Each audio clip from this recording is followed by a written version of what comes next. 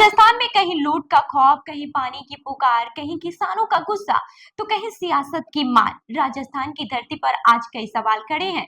क्या आम आदमी सुरक्षित है? क्या किसान की जमीन बचेगी? क्या प्यास से तड़पते पशुओं को राहत मिलेगी? और क्या राजनीति सिर्फ मंचों की हंसी तक सीमित रह गई है? बता दें कि भिवाड़ी में दिन दहाड़े डिलीवरी बॉय बनकर घर में घुसे बदमाश ने मां बेटी को बंधक बनाकर लाखों की लूट को अंजाम दिया। सीकर में हजारों किसान अपनी जमीन बचाने के लिए कलेक्ट्रेट पर महापड़ाव डालने को मजबूर हो गए। बाड़मेर में पानी की किल्लत इतनी बढ़ गई है कि प्यास से तड़प कर गायों की मौत होने के दावे सामने आए। वहीं विधानसभा के कार्यक्रम में राज्यपाल हरिभाऊ बागड़ी ने नेता प्रतिपक्ष टीकाराम जूली पर मजाकिया अंदाज में सियासी तंज कसकर माहौल को हल्का कर दिया। तो चलिए जानते हैं इस खबर को विस्तार से। नमस्कार, मैं हूं रूबी सिंह और आप देख रहे हैं इनके आरजे भारत न्यूज। बता दें कि राजस्थान के भिवाड़ी शहर में सोमवार सुबह हुई एक सनसनीखेज वारदात ने लोगों को दहशत में डाल दिया। फूलबाग थाना क्षेत्र स्थित आशियाना तरंग सोसाइटी के एक फ्लैट में बदमाश डिलीवरी बॉय बनकर घुसा और मां बेटी को बंधक बनाकर लाखों रुपए की ज्वेलरी और नकदी लूट कर फरार हो गया। इस वारदात ने शहर में सुरक्षा व्यवस्था पर गंभीर सवाल खड़े कर दिए हैं।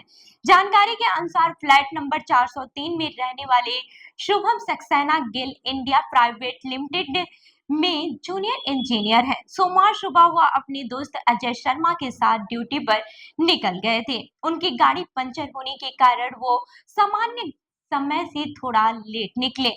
घर पर उनकी पत्नी अपूर्वा और 2 साल का मासूम बेटा मौजूद था। इसी दौरान सुबह करीब 9:15 पर एक युवक फ्लैट पर पहुंचा। युवक ने खुद को पार्सल डिलीवरी बॉय बताया। चूंकि परिवार को सोमवार को एक पार्सल आने की जानकारी थी, इसीलिए अपूर्वा को उस पर शक भी नहीं हुआ और उन्होंने दरवाजा खोल दिया।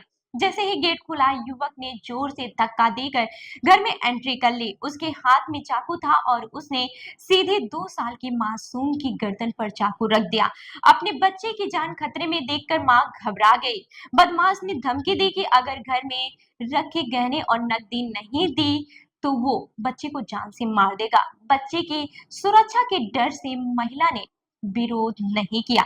इसके बाद से बदमाश महिला को कमरे में ले गया और अपने साथ लाए कपड़े से उसके हाथ पैर बांध दिए। फिर वो महिला को एक एक कमरे में ले जाकर अलमारियां खुलवाने लगा। उसने पूरे घर की बारीकी से तलाशी ली। लॉकर में रखे करीब 70,000 रुपए, नगद, सोने के कंगन और अन्य कीमती सामान अपने बैग में भर लिए। आरोपी महिला का मोबाइल फोन भी अपने साथ ले गया। शुरुआती अनुमान के अनुसार करीब 2.5 लाख रुपए की लूट हुई है। इस पूरी वारदात के दौरान बदमाश बेहद शातिर तरीके से काम करता रहा। उसने महिला से मोबाइल का पासवर्ड भी खुलवा लिया ताकि फोन का इस्तेमाल कर सके। इसी बीच करीब 9:30 बजे दूसरा असली डिलीवरी बॉय पार्सल लेकर घर पहुंचा। उसने डोरबेल बजाई तो आरोपी ने खुद दरवाजा खोला और बिल्कुल सामान्य तरीके से व्यवहार किया। उसने डिलीवरी बॉय को 145 रुपए कैश देकर पार्सल रिसीव कर लिया और उसे वापस भेज दिया। बाहर किसी को इसका अंदाजा भी नहीं हुआ कि घर के अंदर एक महिला और बच्चा बंधक बने हुए हैं। करीब 20 मिनट तक बदमाश पूरी घर की तलाशी लेता रहा। जाते समय उसने महिला के हाथ बंधे ही छोड़ दिए और बाहर गेट लॉक कर दिया। आरोपी शुभम सक्सेना की कार की चाबी भी अपने साथ ले गया था। हालांकि गाड़ी पंचर होने की वजह से वो कार चोरी नहीं कर सका।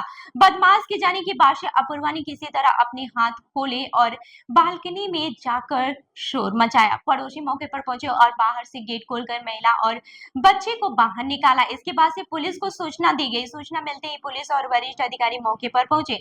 भिवाड़ी एसपी ब्रजेश उपाध्याय ने बताया कि मामले की गंभीरता को देखते हुए कई पुलिस टीमों का गठन किया गया है। सोसाइटी और आसपास के सीसीटीवी फुटेज खंगाले जा रहे हैं।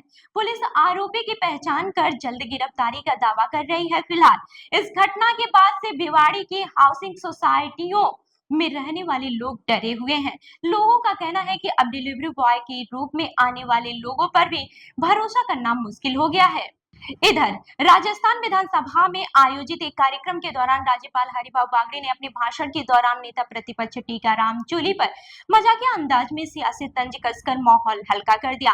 राज्यपाल ने राजस्थान के पहले निर्वाचित मुख्यमंत्री टीकाराम पालीवाल का जिक्र करते हुए कहा कि जब उन्होंने टीकाराम नाम सुना तो उन्हें लगा नहीं कि ये टीकाराम जूली होंगे, क्योंकि उनकी उम्र काफी कम है। इसके बाद से उन्होंने मुस्कुराते हुए कहा कि टीकाराम पालीवाल मुख्यमंत्री रह चुके हैं, लेकिन दूसरे टीकाराम यानी कि टीकाराम जूली का नंबर कब आएगा ये पता नहीं। उन्होंने वहां जाके अंदाज में कहा कि फिलहाल ऐसा लगता नहीं है कि वो मुख्यमंत्री बनने वाले हैं। राज्यपाल की इस टिप्पणी पर सदन में मौजूद विधायक ठहाके लगाने लगे।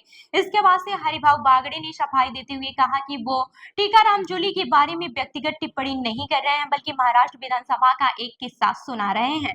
उन्होंने बताया कि वो जब महाराष्ट्र विधानसभा के अध्यक्ष थे, तब विपक्ष के दो नेता इस्तीफा देकर सत्ता पक्ष में शामिल हो गए थे और मंत्री बन गए थे। बागड़े ने अपने विधानसभा अध्यक्ष कार्यकाल का एक रोचक अनुभव भी साझा किया। उन्होंने कहा कि जब वो अध्यक्ष बनने के बाद से अपने गांव पहुंचे तो दोस्तों ने पूछा कि उनका सबसे महत्वपूर्ण काम क्या होता है। इस पर उन्होंने जवाब दिया कि सबसे बड़ा काम विधायकों को नीचे बैठो कहना होता है। राज्यपाल की इन बातों पर सदन में हंसी का माहौल बन गया। हालांकि राज्यपाल ने अपने भाषण में शिक्षा व्यवस्था को लेकर भी गंभीर चिंता जताई। उन्होंने कहा कि राजस्थान में कई विश्वविद्यालय केवल नाम के ही रह गए हैं, वहां छात्रों का नामांकन तक नहीं होता है, लेकिन कुलपति, रजिस्ट्रार और अधिकारी मौजूद हैं। उन्होंने कहा कि कई विश्वविद्यालयों में 3 साल से एक भी छात्र नहीं है। ऐसे संस्थानों पर सरकार का पैसा खर्च हो रहा है, लेकिन शिक्षा का स्तर कमजोर बना हुआ है। राज्यपाल ने यह भी कहा कि उन्होंने कई दीक्षांत समारोह में टॉपर्स और गोल्ड मेडलिस्ट छात्रों से पूछा कि क्या वे यूपीएससी या फिर आरपीएससी जैसी प्रतियोगी परीक्षाओं की तैयारी करेंगे, लेकिन ज्यादातर छात्र तैयार नहीं दिखे। उनके मुताबिक इसका सबसे बड़ा कारण शिक्षा का कमजोर फाउंडेशन है। वहीं सीकर जिले में किसानों का गुस्सा अब सड़कों पर दिखाई देने लगा है। तारपुर और दादिया क्षेत्र में हजारों किसान अपनी जमीन बचाने के लिए कलेक्ट्रेट पर महापड़ाव शुरू कर चुके हैं। किसानों का आरोप है कि सरकार airport, railway line, cement plant और अंडरपास परियोजनाओं के नाम पर उनकी उपजाऊ जमीन अधिग्रहित करना चाहती है। सोमवार को हजारों किसान सीकर कलेक्ट्रेट पहुंचे और जमकर नारेबाजी की। किसानों ने प्रशासन के खिलाफ प्रदर्शन करते हुए एडीएम डॉक्टर रतन कुमार स्वामी को ज्ञापन सौंपा। ग्रामीणों का कहना है कि प्रशासन बिना उनके सहमत के जमीन अधिग्रहण की तैयारी कर रहा है। किसानों के अनुसार प्रस्तावित तारपुर एयरपोर्ट परियोजना के तहत करीब 4000 बीघा कृषि भूमि प्रभावित होगी। उनका कहना है कि पहले रेलवे लाइन के नाम पर जमीन ली गई और अब एयरपोर्ट तथा सीमेंट प्लांट के नाम पर बची हुई जमीन भी छीनी जा रही है। यदि ऐसा हुआ तो किसानों के पास खेती और रोजी रोटी का कोई साधन नहीं बचेगा। ग्रामीणों ने कहा कि सरकार ग्राम सभा और किसानों के लिखित सहमत के बिना किसी भी प्रकार का भूमि अधिग्रहण नहीं करे। उन्होंने मांग की है कि एयरपोर्ट और रेलवे लाइन परियोजनाओं पर प्रशासन किसानों से सीधे संवाद करे और वैकल्पिक रास्तों का सर्वे किया जाए। किसानों का कहना है कि सीमेंट प्लांट और रेलवे लाइन के लिए खेतों की बजाय बंजर भूमि का उपयोग होना चाहिए। किसानों ने धार्मिक और सामाजिक नुकसान का मुद्दा भी उठाया है। उनका कहना है कि प्रस्तावित परियोजनाओं की वजह से कुल देवी देवताओं के मंदिर, प्राचीन चबूतरे और कई धार्मिक स्थल प्रभावित होंगे। हरिराम मंदिर, जीड़ माता मंदिर, मनसा माता मंदिर और बालाजी महाराज मंदिर जैसे स्थानों पर संकट खड़ा हो जाएगा।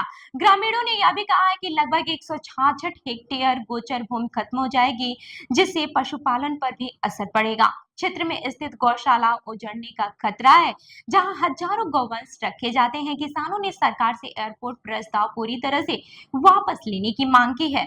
उधर पश्चिमी राजस्थान के बाड़मेर जिले से बेहद चिंताजनक तस्वीरें सामने आई है। भीषण गर्मी और पानी की कमी के कारण दिरासर गांव में कई गायों की मौत होने के बाद से ये दावे किए जा रहे हैं कि गांव में पानी के सूखे कुंडों के पास मृत गायों के शव मिलने से लोगों में आक्रोश है। ग्रामीणों का कहना है कि इलाके में इंसान और पशु दोनों बूंद बूंद पानी के लिए भी तरस रहे हैं। बाड़मेर लिफ्ट कैनाल से पानी की सप्लाई बंद होने और हैंडपंप सूख जाने के कारण हालात बेहद खराब हो गए हैं। गांव में पिछले कई दिनों से पानी की भारी किल्लत बनी हुई है। सामने आए वीडियो में पानी के सूखे कुंड के पास कई गायों के शव दिखाई दे रहे हैं। एक गाय का शव तो कुंड के अंदर मिला है। ग्रामीणों का कहना है कि गाय पानी की तलाश में वहां तक पहुंची थी, लेकिन पानी नहीं मिलने के कारण उसकी मौत हो गई है। ग्रामीण अजीज खान ने बताया है कि उन्होंने 10 दिन पहले ही पीएचईडी अधिकारियों को समस्या की जानकारी दी थी। अधिकारियों ने टैंकर भेजने का आश्वासन दिया, लेकिन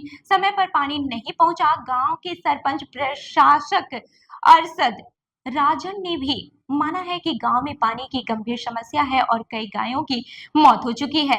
एसडीएम रामलाल मीणा ने भी मामले को गंभीर बताते हुए तहसीलदार को जांच रिपोर्ट तैयार करने के निर्देश दिए हैं।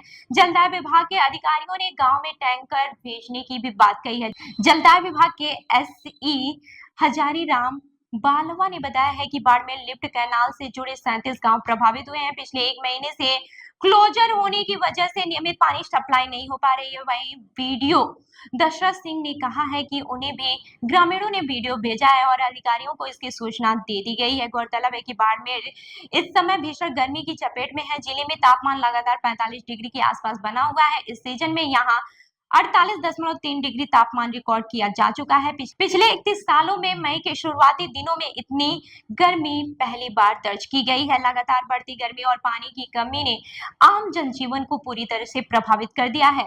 राजस्थान में एक तरफ अपराध का डर लोगों को परेशान कर रहा है, दूसरी तरफ किसान अपनी जमीन बचाने के लिए आंदोलन कर रहे हैं। कहीं शिक्षा व्यवस्था पर सवाल उठ रहे हैं तो कहीं पानी की एक एक बूंद के लिए इंसान और पशु संघर्ष कर रहे हैं। इन घटनाओं ने प्रशासन और सरकार दोनों के सामने कई बड़े सवाल खड़े कर दिए हैं। अब देखना होगा कि भिवाड़ी के लुटेरे कब तक पकड़ में आते हैं, सीकर के किसानों की मांगों पर क्या फैसला होता है और बाड़मेर के प्यासी गांवों को अस्थायी राहत कब मिलती है। आपको ये खबर कैसी लगी, अपनी राय हमें कमेंट करके जरूर बताएं और ऐसे ही अन्य खबरों के लिए मिलते हैं अगली वीडियो में। देखते रहिए एनके आरजे भारत न्यूज। धन्यवाद।